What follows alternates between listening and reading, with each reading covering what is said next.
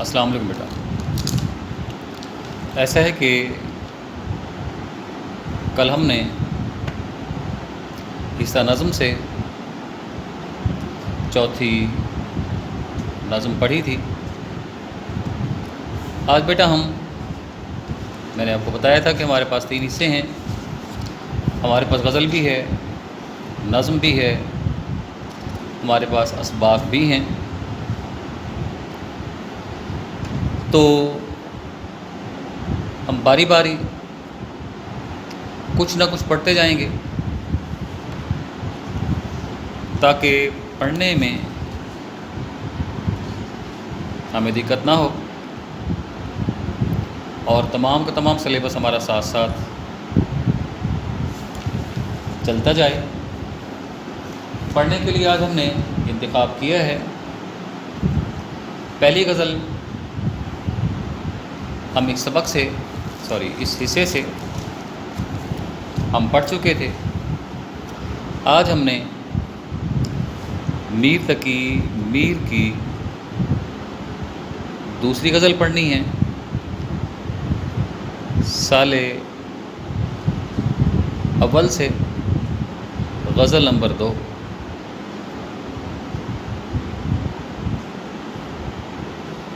یہ غزل لکھی ہے آپ کی میر تقی میر نے۔ اس کے ساتھ کی پہلی غزل آپ لوگ دیکھ چکے ہیں۔ آج بیٹا ہم نے غزل نمبر 2 دیکھنی ہے۔ غزل نمبر 2 میں غزل کے جو روایتی کردار آپ کو پڑھائے گئے تھے، یہاں آپ کی ان تمام کے تمام لوگوں سے آج ملاقات کراتے ہیں۔ غزل نمبر 1 پڑھ لی تھی ہم نے، غزل نمبر 2 ہم نے آج دیکھنی ہے۔ غزل نمبر 2 کا شعر نمبر 1۔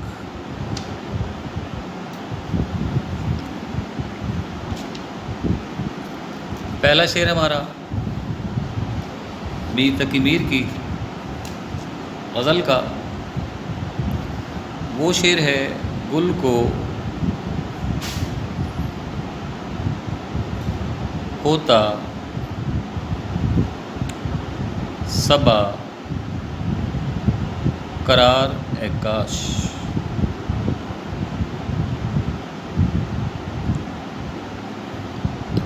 رہتی ایک آدھ دن بہار اے کاش۔ یہ ہوا بچوں ہمارا پہلا شعر۔ گل سے مراد غزل میں یاد رہے گلاب کا پھول لیا جاتا ہے۔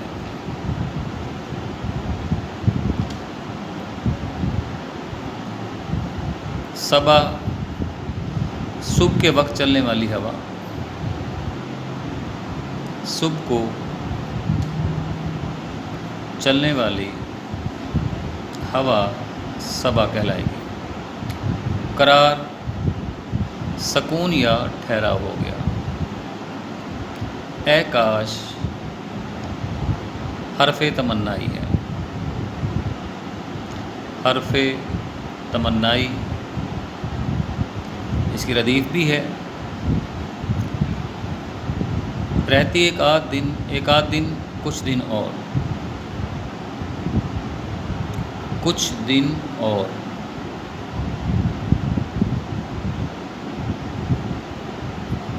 بہار موسم گل ہو گیا، پھولوں کا موسم ہو گیا۔ یہ پھر آپ کا حسرت کا کلمہ ہے، ایسے کہہ لیں، پر میں نے مشکل لکھا ہے، نیچے آسان لکھ رہا ہوں۔ حسرت کا کلمہ، جب ہم کسی بات کی حسرت کرتے ہیں تو حسرت کے لیے ہم لفظ اے کاش استعمال کرتے ہیں۔ اب بیٹا یہاں گل سے مراد علامتی شعر ہے، ہم محبوب بھی لے سکتے ہیں۔ گل سے مراد محبوب ہو گیا، یہاں گل سے مراد اچھے دن ہو گئے۔ اس کو ہم 3 معنوں میں استعمال کر سکتے ہیں۔ گل علامتی شعر ہے۔ اب پہلے تو آپ نے ایک بات سمجھنی ہے، اور وہ سمجھنے والی بات یہ ہے کہ شعر کے بعض اشعار، سب کے نہیں، بعض اشعار کے ہم مختلف مفاہیم نکال سکتے ہیں۔ جیسے ہمارا یہ شعر ہے، اس شعر کو پہلے ہم کہیں گے کہ یہ شعر کثیر الجہتی ہے، یہ ایک کثیر الجہتی شعر ہے۔ کثیر الجہتی کسے کہتے ہیں؟ جو مختلف پہلو رکھتا ہو، مختلف پہلو رکھنے والا شعر، یعنی شعر تو ایک ہی ہے مگر ہم اس کو مختلف حوالوں سے دیکھ سکتے ہیں۔ اب مختلف حوالے ہم کیسے بیان کریں گے، پہلے وہ سمجھ لیں آپ لوگ۔ ہم کہیں گے کہ خارجی اعتبار سے، خارجی اعتبار سے تشریح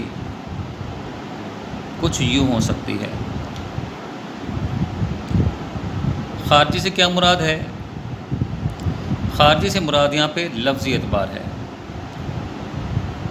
لفظی اعتبار، ہم لفظ خارجی استعمال کریں گے۔ اب شعر میں اگر ہم جائیں تو شاعر بات کرتا ہے کہ کاش موسم بہار کچھ دن اور باغ میں ٹھہر جاتا تو گل کو، پھول کو سکون مل سکتا تھا، اس کی زندگی بڑھ سکتی تھی۔ یہ ہمارا خارجی اعتبار ہے،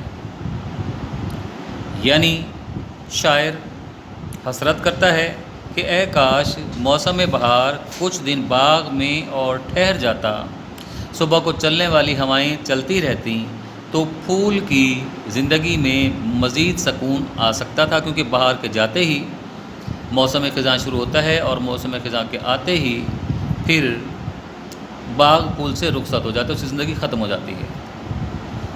تو خارجی اعتبار سے یہ بنے گا۔ داخلی اعتبار سے اس کے پردے میں شاعر کیا کہنا چاہتا ہے؟ داخلی اعتبار سے تشریح کچھ یوں ہو سکتی ہے۔ یہ بیٹا یعنی شعر کے پردے میں شاعر در حقیقت کیا کہنا چاہتا ہے، یہ آپ نے غور سے اس لیکچر کو سننا ہے، کیونکہ اگلے اشعار میں بھی میں نے یہ لفظ استعمال کرنے ہیں کہ داخلی طور پہ تشریح یہ بنتی ہے، خارجی طور پہ تشریح یہ بنتی ہے۔ تو جب تک آپ لوگ یہ داخلی خارجی کو سمجھیں گے نہیں یہاں، تب تک پھر آگے چل کے آپ کو دقت ہوگی، کیونکہ میں نے بار بار آپ کو نہیں سمجھانا۔ ایسے اشعار پہلے سن لیں۔ ایسے اشعار جو مختلف پہلو رکھتے ہوں انہیں ہم کثیر الجہتی شعر کہتے ہیں۔ ہم بتائیں گے اگر ایسے اشعار ہمارے پاس کوئی آ جاتے ہیں کہ یہ شعر کثیر الجہتی ہے،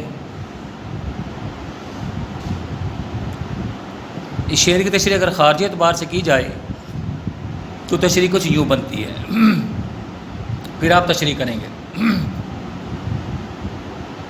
اور پھر ہم آئیں گے اس شعر کے پردے میں، گل کے پردے میں، بہار کے پردے میں، صبا کے پردے میں حقیقت میں شاعر کیا کہنا چاہتا ہے، اسے ہم داخلی اعتبار کہتے ہیں۔ اب چلتے ہیں ہم اس کے مفہوم کی طرف۔ اس کا مفہوم کیا بنے گا وہ دیکھتے ہیں۔ اے کاش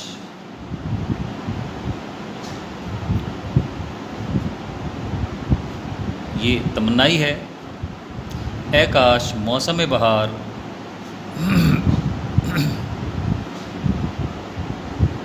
کچھ دن باغ میں اور قیام کر لیتا۔ حسرت کر رہا ہے تو پھولوں کی زندگی کچھ دن اور طوالت اختیار کر سکتی تھی۔ یہ بیٹا اس کا مفہوم ہو گیا۔ مفہوم ہم لفظ ہی نکالیں گے۔ اس کے بعد ہم بتائیں گے کہ اگر شعر کو خارجی اعتبار سے دیکھا جائے تو شاعر باغ میں موسم بہار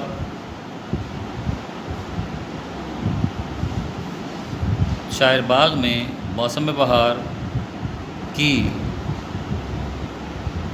طوالت کی خواہش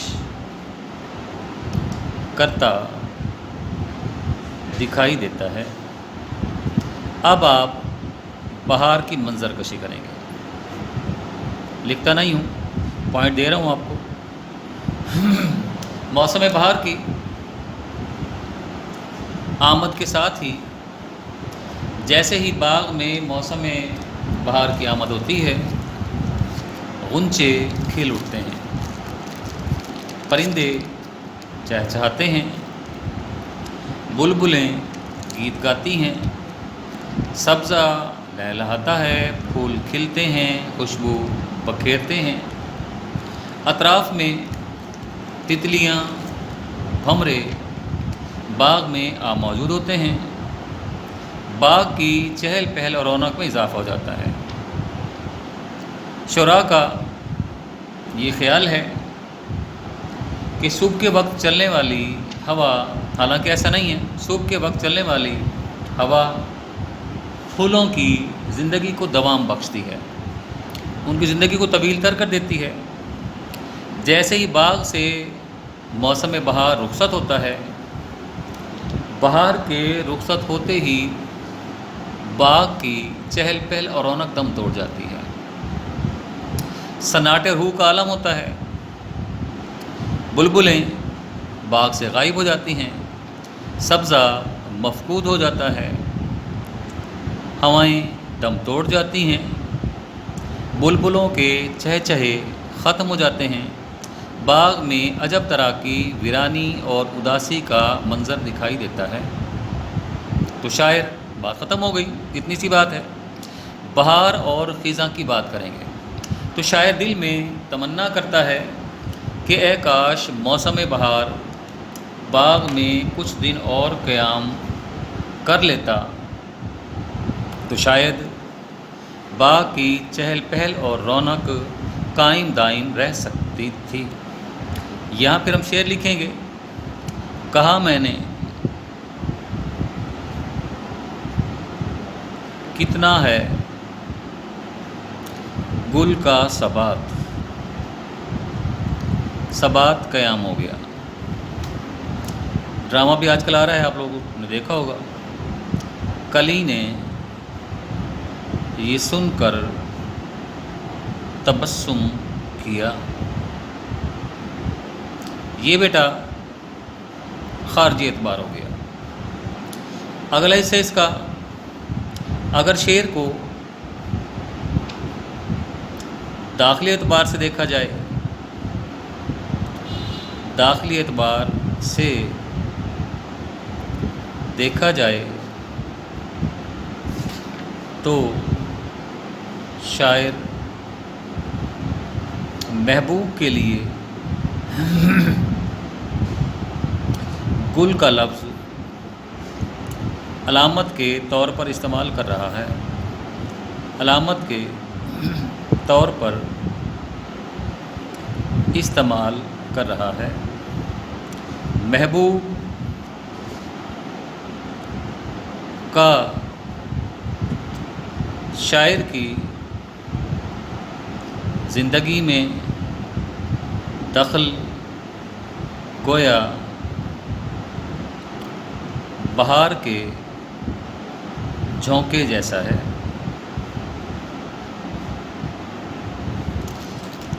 محبوب آ گیا تو شاعر کو ایسا محسوس ہوا کہ گویا زندگی ہنستی مسکراتی گیت گاتی چلی جاتی ہے۔ جب تک شاعر کی زندگی میں محبوب موجود رہتا ہے اسے اطراف میں ایسا محسوس ہوتا ہے گویا بہار کا سماں ہے، غنچے کھلے ہیں، کلیاں شگوفے چٹک رہے ہیں، بلبلیں گیت گا رہی ہیں، اسے اطراف میں سبزہ ہی سبزہ نظر آتا ہے۔ مگر جب ہرجائی اور بے وفا محبوب عاشق کو داغ مفارقت دے جاتا ہے، چھوڑ کے چلا جاتا ہے، تو اسے ایسے گمان ہوتا ہے گویا یکدم اس کی زندگی میں اداسی اور ویرانی نے ڈیرے ڈال لیے ہیں۔ تو یہاں شاعر دل میں تمنا کرتا ہے کہ محبوب جو کہ چھوڑ کے جا چکا ہے، کاش وہ کچھ دن اور اس کی زندگی میں شامل رہ جاتا، تو وہ منظر جو بہار کی مانند دکھائی دے رہا تھا وہ خزاں میں ہرگز تبدیل نہ ہوتا۔ اسی لیے یہاں وہ کہتا دکھائی دیتا ہے، چند کلیاں نشاط کی چن کر، چند کلیاں نشاط کی چن کر، مدتوں محو یاس رہتا ہوں، محو یاس رہتا ہوں، تجھ سے ملنا خوشی کی بات سہی، تجھ سے ملنا خوشی کی بات سہی، تجھ سے مل کر اداس رہتا ہوں، مل کر اداس رہتا ہوں۔ یہاں یہ شعر بھی آ سکتا ہے بیٹا۔ اس کے ساتھ ساتھ اگر آپ محبوب کے حوالے سے یہ شعر لکھنا چاہیں، تیری قربت کے لمحے، تیری قربت کے لمحے پھول جیسے، مگر پھولوں کی عمریں، پھولوں کی عمریں مختصر ہیں۔ یہ اس کا دوسرا پہلو ہو گیا اس شعر کا۔ اگر اس شعر کا ایک تیسرا پہلو بھی آپ بنانا چاہیں تو مختصراً چند سطور میں ہم کہہ سکتے ہیں کہ یہاں شاعر دلی کے حالات کی چند سطور میں لکھیں گے کی طرف بھی اشارہ کر سکتا ہے۔ وہ دلی جو ایک زمانے میں آباد ہوا کرتا تھا، اب بربادی کی طرف مائل ہے، شاعر تمنا کرتا ہے کہ کاش یہاں بہار سے مراد اچھے دن ہو گئے، کاش وطن میں موسم بہار ٹھہر جاتا تو لوگوں کے چہروں پر کچھ دن اور اطمینان دکھائی دے سکتا تھا۔ اس کا ہم شعر لکھ سکتے ہیں اگر آپ لکھنا چاہیں تو، آئے بہار جائے خزاں ہو چمن درست، ہو چمن درست، بیمار سال بھر کے نظر آئیں تندرست۔ یہ بیٹا 3 حوالے ہم نے شعر کے بنائے ہیں۔ پہلا حوالہ ہمارا خارجی حوالہ تھا۔ خارجی حوالہ ہمارا وہ حوالہ ہوا جو شعر میں شاعر کہتا دکھائی دے رہا ہے، اسے آپ لفظی حوالہ بھی کہہ سکتے ہیں۔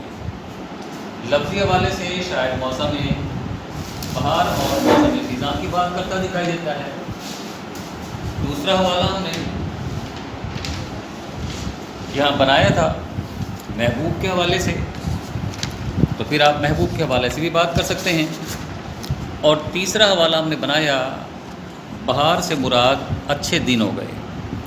یہاں بہار سے مراد موسم گل، یا علامتی طور پہ دیکھیں، داخلی طور پہ دیکھیں تو یہاں شاعر اچھے دنوں کی خواہش کرتا دکھائی دیتا ہے، خواہش کرتا دکھائی دیتا ہے۔ یہ ہمارا آج کا لیکچر مکمل ہوا۔ یہ بیٹا پہلا شعر تھا آپ کا، جو ہم نے کثیر الجہتی شعر تھا، مختلف پہلو رکھتا تھا، خارجی داخلی اعتبار جس کے دونوں موجود تھے۔ اس حوالے سے تشریح ہماری مکمل ہوئی۔ اگلے شعر کے ساتھ اگلے لیکچر میں آپ کی خدمت میں پھر حاضر ہوں گے۔ اجازت دیجیے، اللہ حافظ۔